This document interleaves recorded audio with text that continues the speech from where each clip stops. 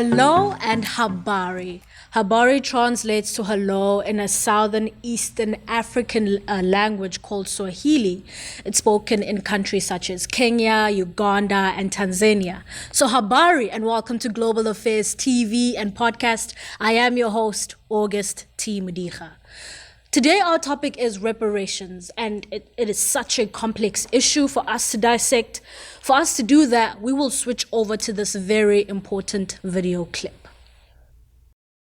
What is it about the Negro? I mean, every other group that came as an immigrant somehow, not easily, but somehow got around it. Is it just the fact that Negroes are black? White America must see that no other ethnic group has been a slave on American soil. That is one thing that other immigrant groups haven't had to face.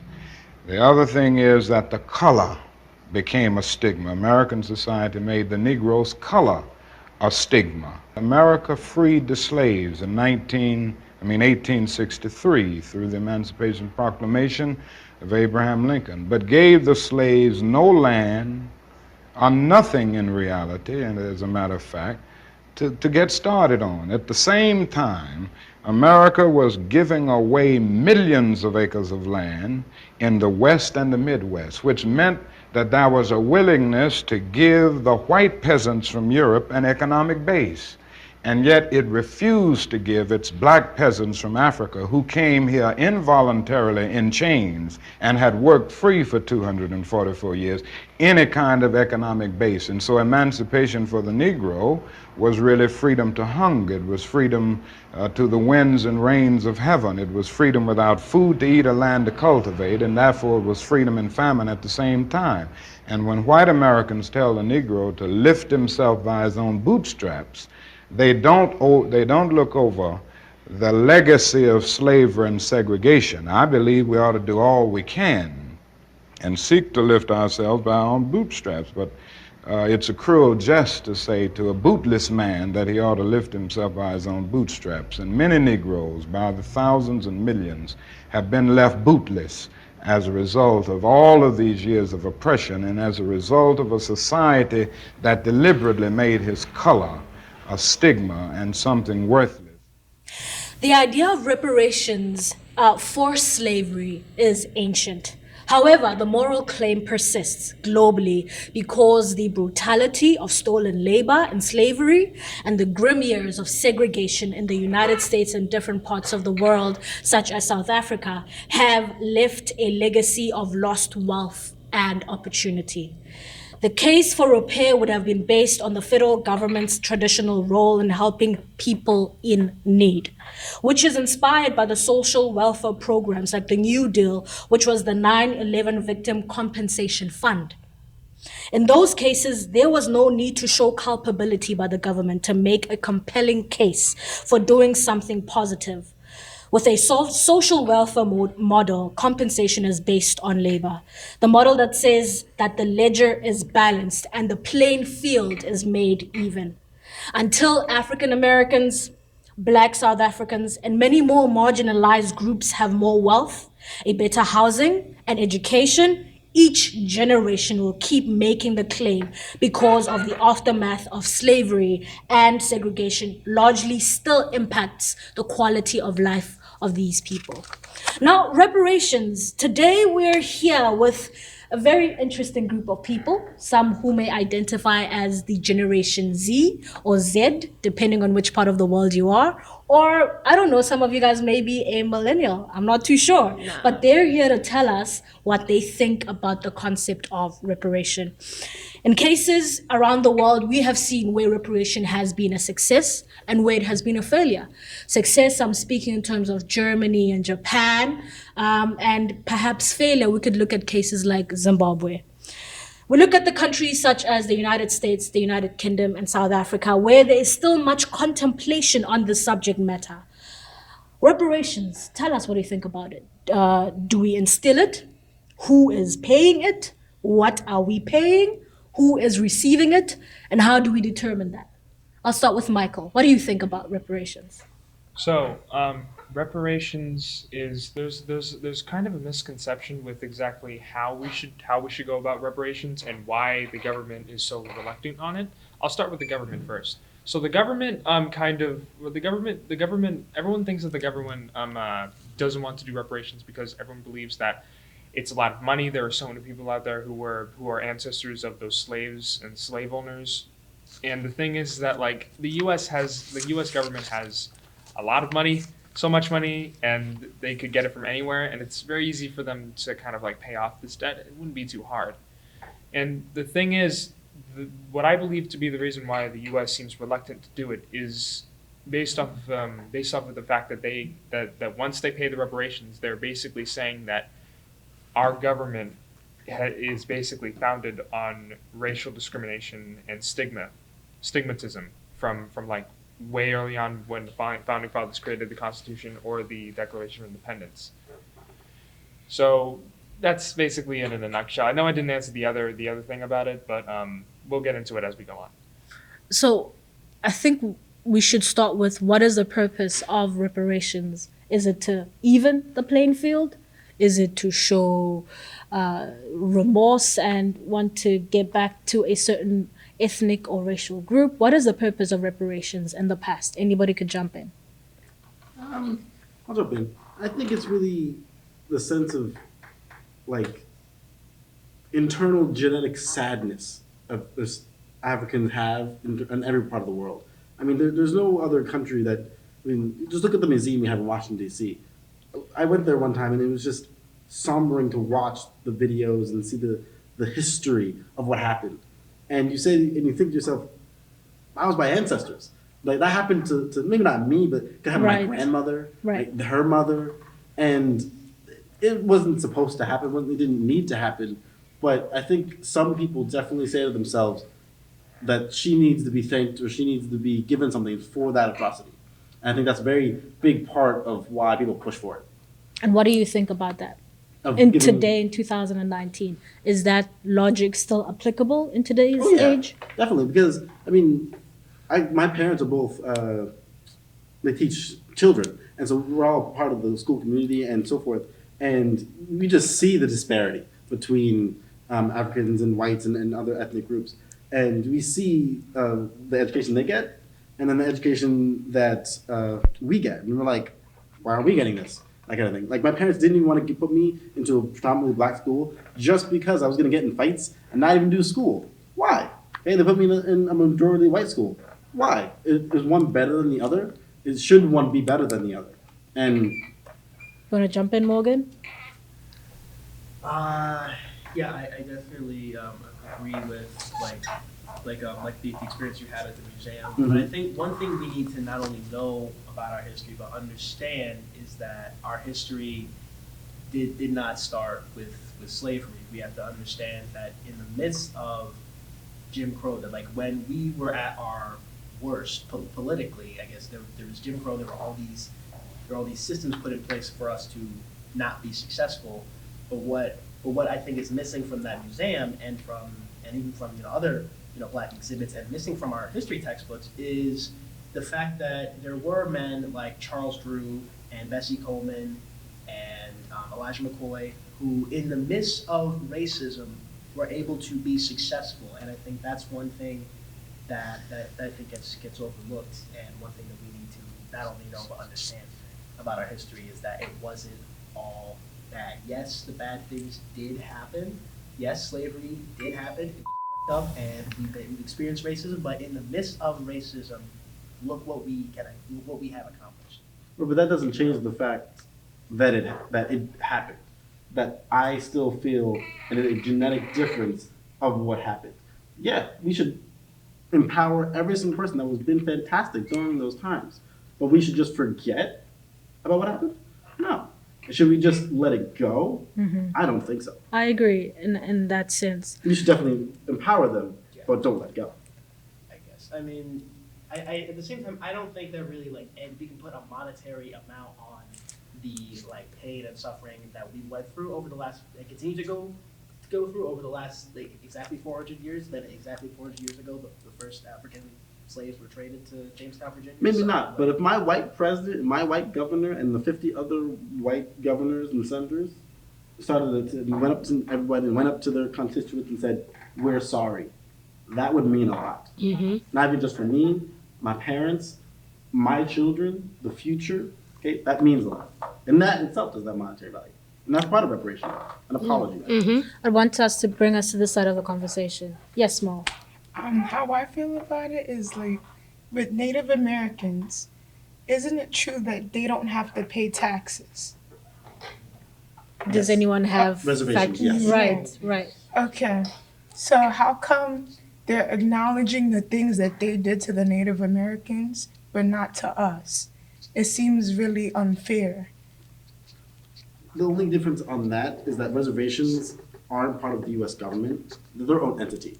So we are actually physically a part of the economy and then what goes on politically. Native American reservations are their own thing. That's why they can have all these different taxes and so forth. Okay. I have a question to the floor. Economic exclusion, particularly for Black people, under the concept of reparations, remain a complex issue. If you were given the opportunity as a young person, what advice would you give to the US Congress or Parliament of any key important country on the subject matter of reparations? Suso. Thank you, Teko Fatu. There are many things that I can say, but I'll give a few.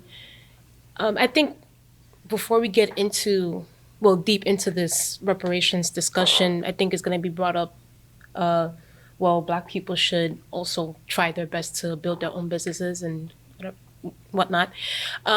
Black people have tried to build their own businesses. We can look at history and look at Black Wall Street and how that ended up being just completely bombed by the U.S. government. We can also look at how the banks never wanted to give us loans as well to start up our own businesses.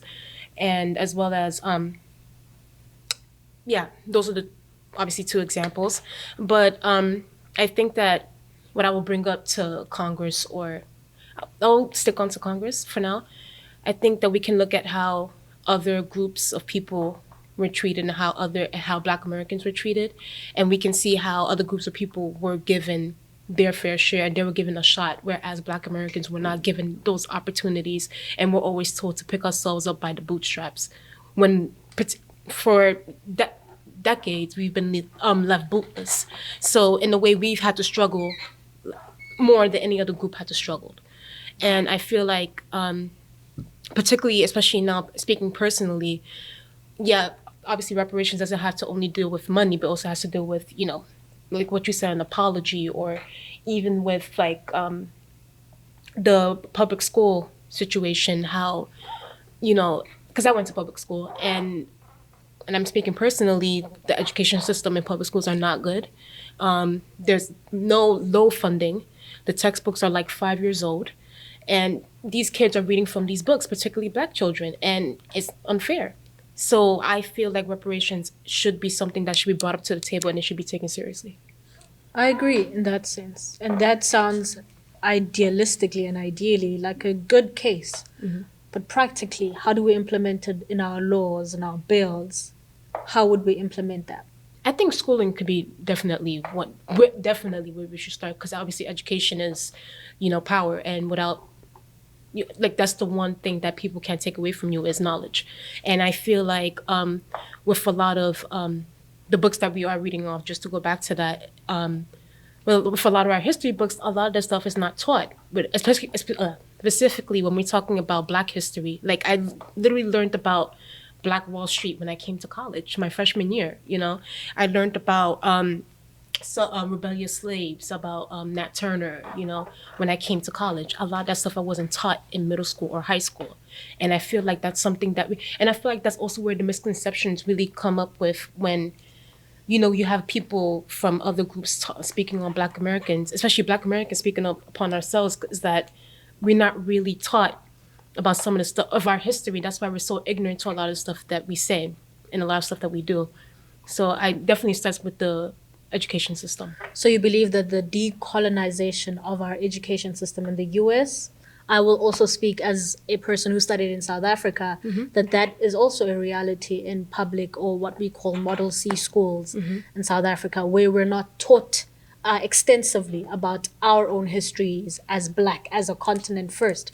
We learn about the great wars of the world without learning about our own kingdoms and monarchies that existed in the past. That's why we don't understand what it is when we talk about self-wealth as a Black person. So back to reparations. Anyone else would want to jump in and advise a US person? Okay. I'll go Yeah, first. go ahead. I think my main one is be weary of the ability of the government to do this. Because if this is, say, monetary or just any version of we're giving, okay, that means they have power already. And so what we're going to say with the education system, okay, that means that the federal government is going to do something on a state level, okay? That's unconstitutional. So if you're going to say that we should do that, that means that you're going to change or add something to the Constitution. That is a precedent for later terms, maybe nothing with reparations, that has big consequences. Same thing with anything else you're going to do reparations. Everything that you do as America has consequences on what we're going to do in the future and for the rest of the world. If we say that we're going to give our people money or any sort of land or any sort of education because we hurt them, other countries are going to follow suit, or their people are going to say, hey, America did it, why don't we? Exactly. Michael. Okay. So it's very tricky to try because honestly I don't see any of my ideas really getting to anyone in Congress at all, because everyone has their own agenda and what they want to do with political parties and stuff.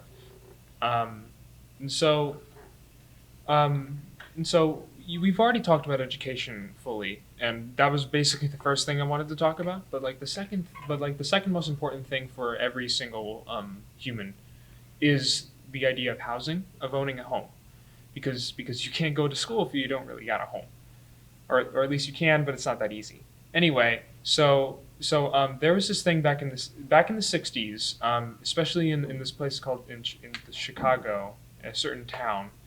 A lot of black families went to this town specifically to escape from the horrors of the South. So as they got to the South, as they got to the Chicago town, a lot of housing legislations basically profited off of them by scamming them into buying the house on contract. Basically, what that means is getting them the house, but they have to fix all the responsibilities themselves, and it basically gets all the disadvantages of renting, and there's no advantages at all with either of those factors.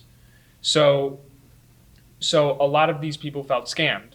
And so the CBL was born, the something buyers league, and basically it basically went from giving fair justice for the law into asking for reparations on those houses. And while some of those houses did get fully paid, that as in like before it was like they paid like $25,000 for a house that's actually $15,000. There's a long story for that, and I'd be here all day on it. But basically, they'd actually like some people who has those houses actually like paid off, just had the house like for free, basically because of how much they had to pay for it and how they couldn't actually pay for it because of how the community is. But basically a lot of the majority of people in the CBL, a lot of people never actually stuck with those homes because they all moved away or they all just still lost the homes anyway.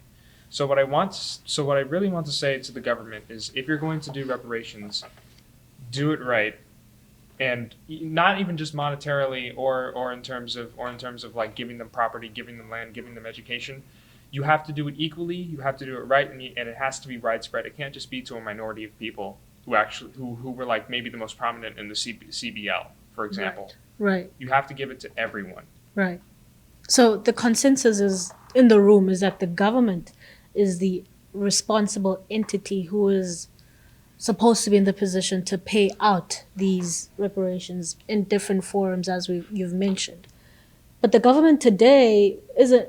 You don't believe that? Not necessarily. Okay, jump in. Only because that if they have the power to do it, that's why they obviously. But if we said to ourselves that if we want better housing, better education, I don't know, better food. That's the we entity. we should also lobby them. So it goes right into what he said of like, I don't think my Congress is going to listen to me because no, we should go onto what is it called, the avenue that they all vote on, Right. and bang on their And door protest. saying, I believe in that. Right. You mentioned that reparations would start with an apology. An apology Mm-hmm. means that you're admitting to guilt. But today's government is not responsible for slavery. Right. That's my point. And I agree. I believe that we have the voice, we have the power, and politics should be for the people and not about personal agenda. That's why we should keep on fighting. And that's why we have these conversations to start with. So, do you think today's government is responsible for slavery, and why is that the sole entity that should be responsible for, I guess, evening the playing field? So there's a few things in there. First off, definitely not the sole entity. It is definitely a part entity because the slave trade and all the slaves didn't start with the Americas. Americas came in like 100 years later. So after that point, responsible. Okay, that's literally in the laws that said that we're going to have slaves. Okay, before that, it was just regular white folks. It was the merchants. It was people trading, the East Indian Company, the VOC. All they're responsible, and their children were responsible at that time, not now. Lastly, it should be part of people who fought against us. Those people back then were responsible. So you're saying your forefathers' sins, you should pay for them? Yes, because if I say to my only if other people as well. Is that fair for you? If as long as somebody else as well. So let's say my father, For example, yes. committed slavery. Right. Right. If he has to be, if I have to pay for his sins, then somebody else also has to pay for the sins. You can't have just me being paid. Being dealt the pain and brought up for the sins. It has to be equal and for everybody. So you're saying any white person born at any stage should be responsible But see, for paying reparations. here's the fun part. I'm half white, right? So then it goes That's to where the everyone. conversation becomes complex. We're in a melting pot of a nation. Should today's white America be responsible for paying reparations? Yes, Explain. because they're still benefiting from the effects of slavery, like how we're still, like how the Black community is still being affected by slavery to this day. And I feel like that's also a complex thing with biracial kids, like half white, half Black. And I feel like that also brings up to another topic of like interracial marriage, blah, blah, blah, blah. But that's whatever. But I The feel one like, drop rule. Go on. yeah, but what the one drop rules? It didn't make It sense says to you're begin counted with. as black Yeah. if one of your parents are Yeah, black. so, does that account? That's what I'm But saying. if there is, I don't know how to check, like a DNA testing or something, and you came from a descendant of slaves, and that's what it is, you should be able to get those payments. So I physically look black, but I don't know my But forefathers. One person No. could have been white. If I take a DNA test and you find out that I'm 1% white, do I have to pay reparations? Sorry, say that again? I am black. My skin tone is dark. Okay. My parents are both black, but down the line, uh-huh. someone was white. That could have been not a rape, sis. I'm just putting And that, that, out there. and that was the reality. And that was the could have been- reality. Am I obliged? Because No, you're not obliged to pay anything, because that most likely was Was- out of rape. Okay. Most likely. And that also brings up the topic to, well, if you want to touch on the African countries as well when it comes to reparations to them, because I'm not like Black American, but my parents are from Africa. They're both from Gambia. And I feel like as well the British should be giving reparations to Gambia. Today's Because- British government is my question. yes, They should. Yes, because one, and I'm speaking on this personally because I recently went to Gambia, and when I went there, and mind you, I haven't been to Gambia since 2006. And in my mind, I was thinking, why is Gambia still looking like the way it looked like back in 2006 while we're in 2019? It should not be in this type of condition. And who are the people who have been living in Gambia for the past so many years from 2006? The Gambian people. So whose responsibility or who was in power that or obviously position has to do with to change? corruption and Okay. whatever. Right. But at the end of the Identify that day- as well as part of the problem. But go on. I get that. Yeah. But at the end of the day, let's be honest, the reason why Africa the as whole a of Africa is in the condition is the way Yeah, it's of the way it because is of because of colonization. it's because of colonization. So honestly, if I'm really being radical, I want them to have all their resources back, give them back their jewels, give them back their spices. It's not like these white people are using their spices in their food anyway. So give it all back and let Africa thrive as it's supposed to be. That's what happened in Zimbabwe. It didn't work successfully. Yeah, Go on.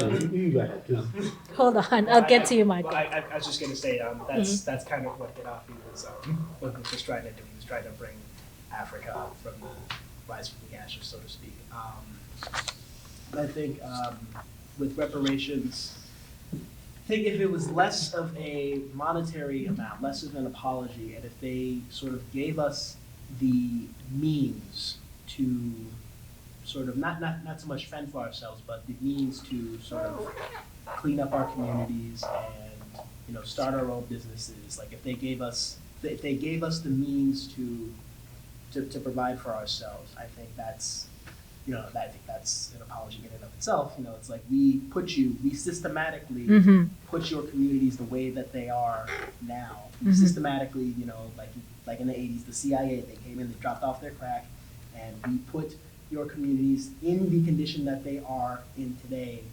We are sorry. Like here are the means to sort of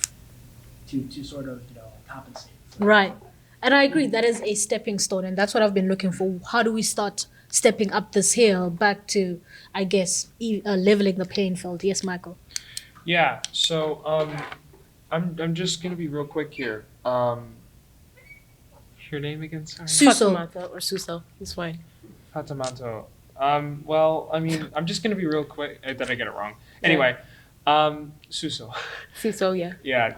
I'm just gonna be real quick. I'm not exactly going to completely agree with like your generalization on the fact of ancestry. Like if one of the ancestors you might have had was white and then you're assuming it's going to be rape. That's just an entirely different can of worms. I mean, if you're talking about... Sorry, okay. Okay. And you also have to realize that not every situation is going to be the stereotypical same situation. That's falling under the stereotype that like white people rape black people or black people rape whatever it is. And sometimes it isn't the case. Maybe back then there was a white person and a black person who actually loved each other and respected each other. But that was the minority. And yes, that might have been the minority, but that doesn't mean that's not a possibility. Mm-hmm. And also, Morgan, I do like your idea on how reparations should be a long-lasting effect. Because just the same thing with the CBL, it worked for a few years because they all had the money for it, but they're still living in a pretty poor neighborhood, and the effects haven't really been that substantial. So say there was a black farmer whose family was like oppressed, whose family of black farmers was like oppressed by a bunch of white farmers. Reparations. This is like an example of monetary means not exactly working, because just giving the farmer money, what's the farmer really going to try and do with it? He's going to probably try and buy things. Okay. But it'd be better off if he got the things first and then he had the money to buy other things. So what I'm thinking is allowing these farmers, for example, to make their own farm and have like a certain acre of land for them and giving them a certain material to plant things. That's what. No. Okay. That's not what I mean. Before the conversation goes any further, I'd allow Suso to rebuttal, and then we're gonna end this video session. There's always this, highly unlikely scenarios. Oh, well, there could have been a slave master who loved this, black slave woman person. That is so highly unlikely for that to happen for a while, to even pursue a relationship with a white man, especially during the times of colonization or slavery. And so let's be honest.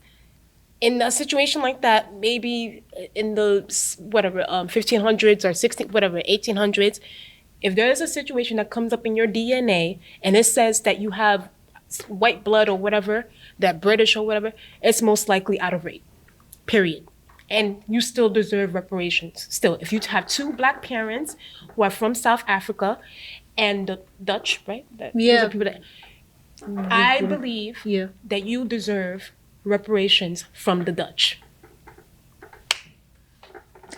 Okay, I love how this conversation has gone. This is the end of the show just for our YouTube video. The conversation still continues in our podcast on SoundCloud, so you will see the link in this description right here below. So thank you for joining us. That is a conversation on reparations. The conversation does continue. Donate to us, like, subscribe, comment, share this video. Thank you for joining us.